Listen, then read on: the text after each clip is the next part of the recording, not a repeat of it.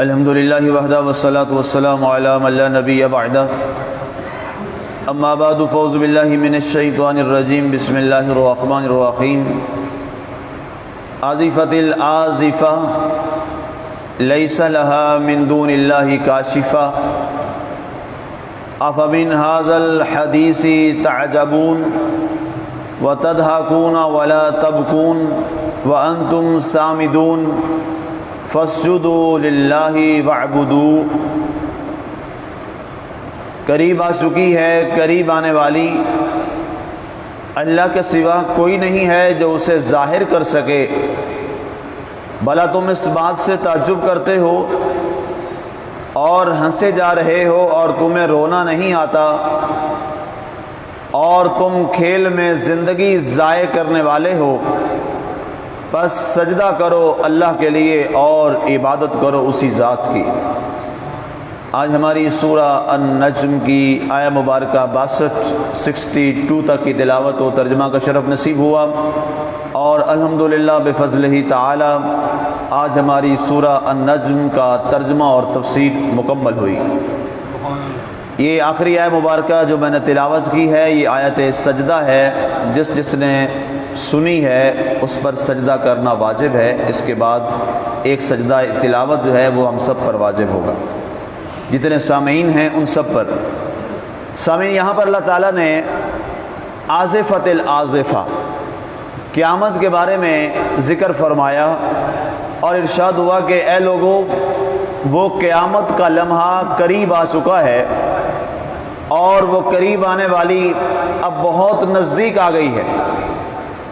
اب سوال یہ ہے کہ یہ قرآن پاک تو 1400 سال پہلے نازل ہوا، اور یہ آیہ مبارکہ جو ہے ظاہر ہے یہ سورہ مبارکہ تب نازل ہوئی، اور اس وقت یہ کہا گیا کہ قیامت کا جو لمحہ ہے، قریب آنے والی جو قیامت ہے وہ قریب آ چکی، اور اس کا وقت بہت قریب آ گیا۔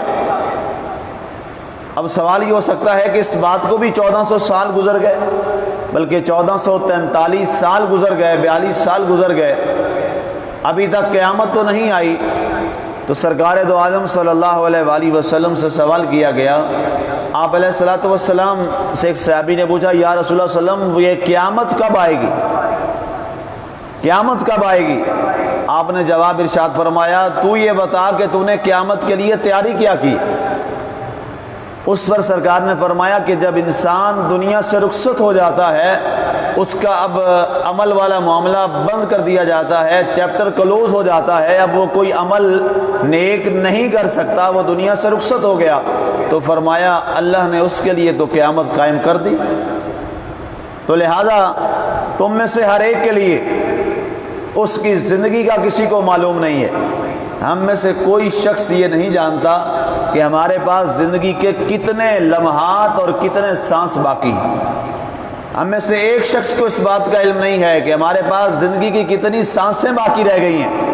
ہو سکتا ہے کہ ہم میں سے کوئی آج ہے کل نہ ہو، یہاں ہیں، یہاں بھی ہو سکتا ہے کسی کی روح چلی جائے، یہاں سے گھر جانے واپس کسی کو موقع ملے کہ نہ ملے۔ یقین کے ساتھ کوئی نہیں کہہ سکتا کہ میں یہاں سے گھر بھی واپس چلا جاؤں گا، کیونکہ رب ذوالجلال کا فرمان عالی شان ہے، اذا جاء اجلهم لا يستاخرون ساعة ولا يستقدمون۔ فرمایا جب کسی کی موت کا وقت آتا ہے تو ایک گھڑی نہ پہلے آتی ہے نہ ایک گھڑی بعد میں آتی ہے۔ اس کی موت کا جب مقررہ وقت آتا ہے تو اسے وہاں ضرور موت آ کر لیتی ہے۔ ایک اور مقام پہ قرآن میں فرمایا گیا، یدرککم الموت ولو کنتم فی بروج مشیدہ۔ فرمایا اگر تم آسمانوں کے برجوں میں بھی چلے جاؤ، موت تمہیں وہاں بھی آ لے گی۔ وہ اس کائنات میں جس شخص کی موت کا وقت آ گیا، کتنے ہمارے اسی محلے میں رات ملاقات ہوئی، صبح اعلان ہو گیا، صبح ملاقات ہوئی تو شام کو اعلان ہو گیا۔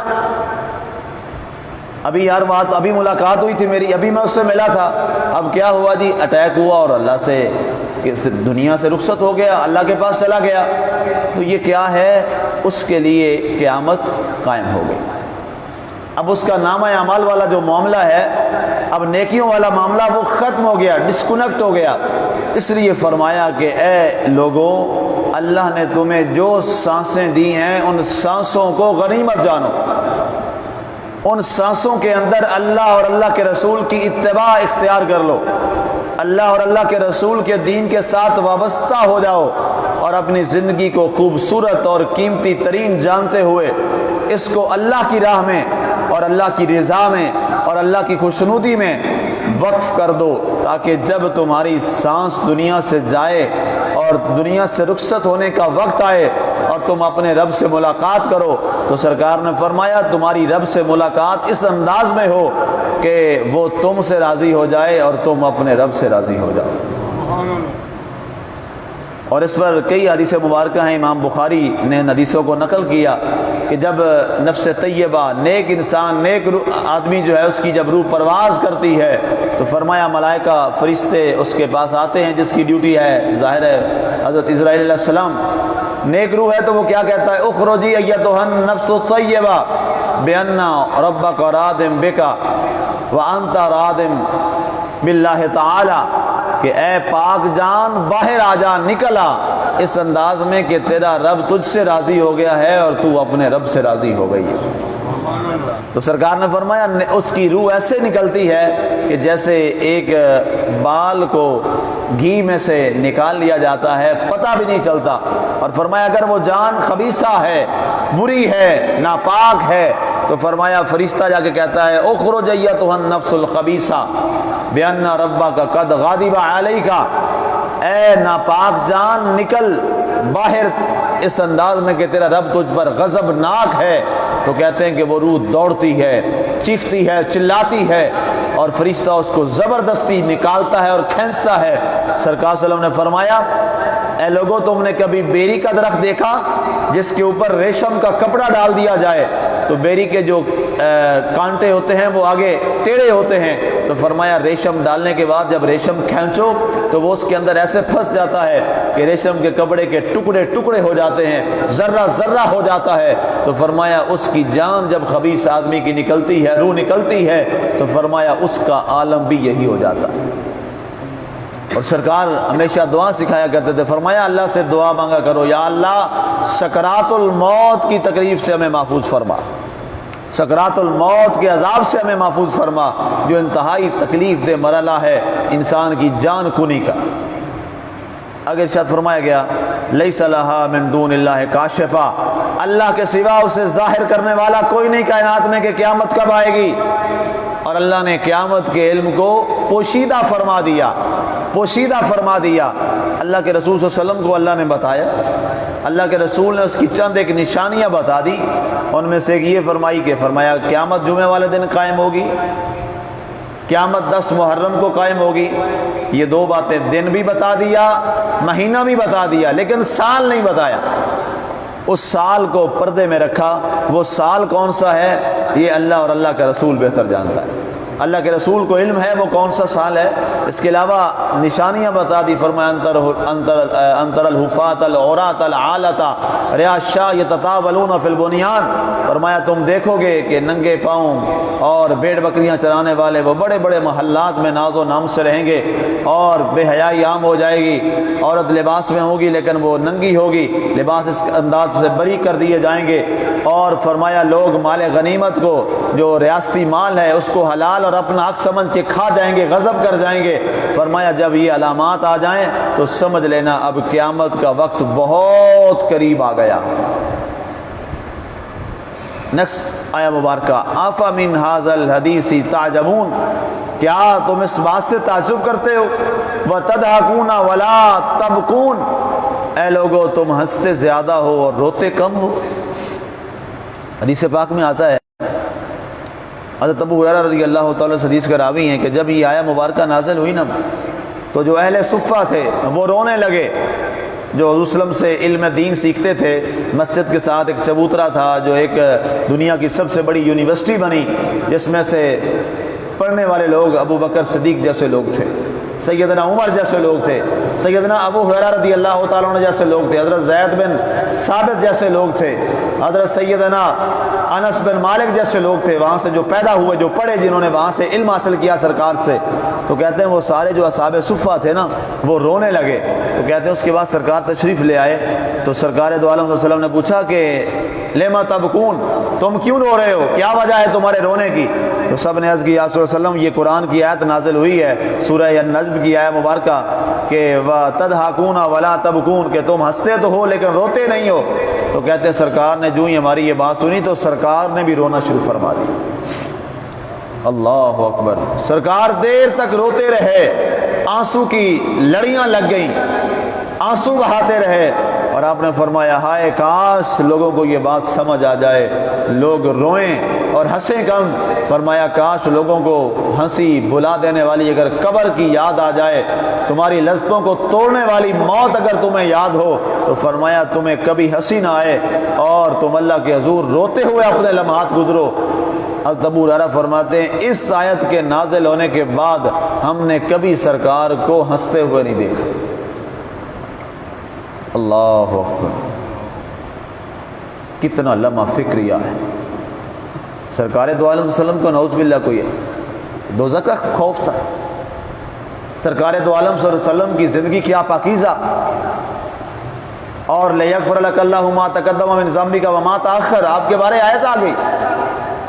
آپ کا تو بچپن بھی انتہائی پاکیزہ، جوانی بھی پاکیزہ، لڑکپن بھی پاکیزہ، ساری زندگی کے لمحات آپ کو تو اللہ تعالیٰ نے پاک اور صاف اور ہر لحاظ سے پاکیزہ فرمایا ہے، لیکن اس کے باوجود اللہ کا خوف اور ڈر کتنا ہے جناب سیدنا محمد رسول اللہ صلی اللہ علیہ وآلہ وسلم کے اندر، کہ اس آیت کے بعد آپ نے کبھی، صحابی فرماتے ہیں میں نے کبھی سرکار کو ہنستے نہیں دیکھا،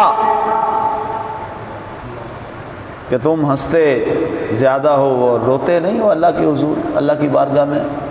اور حضور صلی اللہ علیہ وسلم ایک دفعہ تشریف لے گئے تو کوئی بندہ کہکا لگا رہا تھا، سرکار نے فرمایا جاؤ اسے سمجھاؤ، آج تو کہکے لگا رہا ہے، 70 بار تجھے موت یاد کرتی ہے، مجھے تعجب ہے تجھ پر کہ 70 بار موت کے یاد کرنے کے بعد بھی تجھے ہنسی آ گئی، پھر بھی تو کہکے لگا رہا ہے۔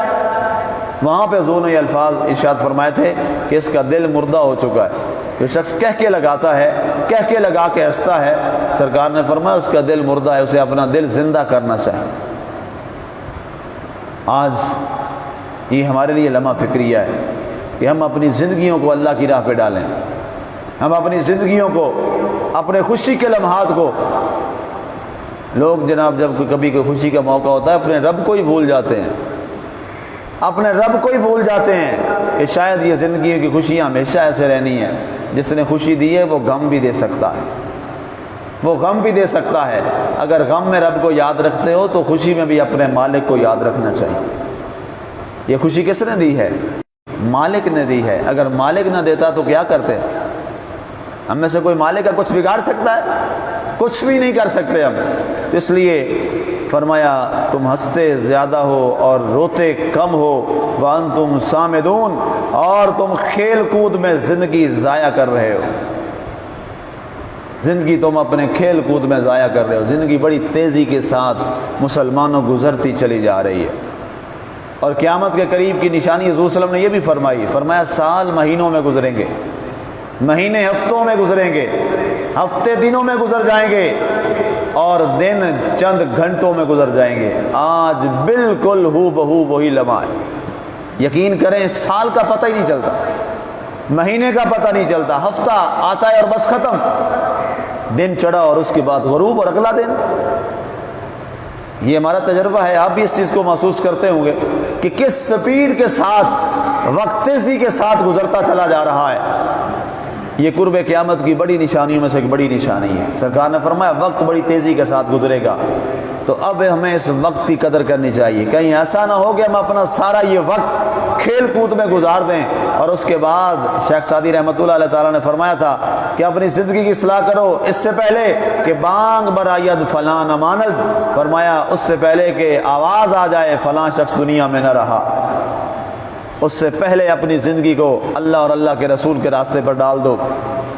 فَاسْجُدُوا لِلَّهِ وَاعْبُدُوا، اے لوگو اللہ کے حضور جھک جاؤ، اللہ کے حضور سجدے میں پڑ جاؤ، اللہ کے حضور سجدوں میں چلے جاؤ، اللہ کے حضور سبحان ربی الاعلیٰ کا وظیفہ کثرت سے کرو، اپنے من کو اور اپنے سر کو رب کے حضور جھکا دو، اس سجدے سے مراد صرف یہ نہیں ہے کہ تم سجدے میں تمہارا ہر عمل ایسا ہو جائے کہ گویا تم اللہ کے حضور جھکے ہوئے، اللہ کے حضور اپنی زندگی کو عبادت میں گزار رہے ہو۔ بس ہم نے انسان کوئی کاروبار بھی کر رہا ہے، کوئی ملازمت بھی کر رہا ہے، کسی جگہ بیٹھا ہے، بزنس کرتا ہے یا جاب کرتا ہے، کمانے کے دو ہی ذریعے ہیں، اس کو وہ پاکیزہ کر لے اور نیت یہ کر لے کہ میں نے اس کو پاک انداز میں اور حلال طریقے سے کرنا ہے۔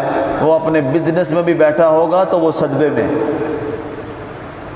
وہ سجدے میں ہے، اس کو بس پاکیزہ کر لے، اس کو اچھا کر لے۔ کاروبار کو اور ملازمت کو پاکیزہ کیسے کرنا ہے یہ ہر کاروباری بھی جانتا ہے، ہر ملازم بھی جانتا ہے، اس کی کئی دفعہ میں وضاحت کر چکا ہوں، اور ہر ایک کو پتہ ہے، جو ریڈی پہ بھی کھڑا ہے اس کو بھی پتہ ہے کہ میں نے حلال رزق کیسے کمانا ہے، اس کو پتہ ہے۔ جو ملازمت پہ جاتا ہے، جو پہلے سکیل والا ہے، اس کو بھی پتہ ہے کہ میری ملازمت حلال کیسے ہوگی اور میں نے اس کو حلال کیسے کرنا ہے۔ تو فرمایا اللہ کے حضور سجدہ کرو، وَاعْبُدُوا، اور اللہ کی عبادت کرو، اپنے لمحات زندگی کے اللہ کی عبادت میں گزار دو۔ اس کے بدلہ میں اللہ تعالیٰ وہ جو قریب آنے والی قیامت ہے، اللہ تعالیٰ اس کے اندر تمہیں سرخرو فرما دے گا۔ اللہ کے حضور دعا گو ہوں، ان خوبصورت یوم العشرہ، یہ ہمارا یوم عاشورہ کا خوبصورت آج دن ہے اور انتہائی عقیدت و احترام والا دن ہے اور بڑی عظمت والا دن ہے۔ اللہ تعالیٰ اس دن کے صدقہ میں اللہ تعالیٰ ہمیں سجدے اور عبادت کی توفیق عطا فرمائے۔ اور یہ 10 محرم الحرام کا دن جو ہے، یہ سورہ نجم کی آخری آیت کی عملی تفسیر ہے اور بتا رہا ہے وَاسْجُدُوا فَاسْجُدُوا لِلَّهِ وَاعْبُدُوا۔ امام حسین نے سجدہ بھی کیا اور اللہ کی عبادت بھی کی، سجدے میں اپنی جان آفرین کے حوالے کی۔ یہ سورہ نجم کی آخری آیت کی کیا حسن اتفاق ہے کہ آج کے دن ہی 10 محرم الحرام کے دن آپ نے سجدہ کر کے اللہ کے حضور عبادت کا حق ادا کر دیا۔ علامہ اقبال رحمۃ اللہ علیہ تعالیٰ نے فرمایا تھا نا، نہ کعبہ میں، نہ کعبہ کی دیواروں کے سائے میں نماز عشق ادا ہوتی ہے تلواروں کے سائے میں، اور آپ نے وہ فَاسْجُدُوا والی بات کو پورا فرمایا۔ اللہ تعالیٰ کا کرم، اس نے ہمیں سورہ نجم کی 62 آیات کے ترجمہ اور تفسیر کا موقع نصیب فرمایا۔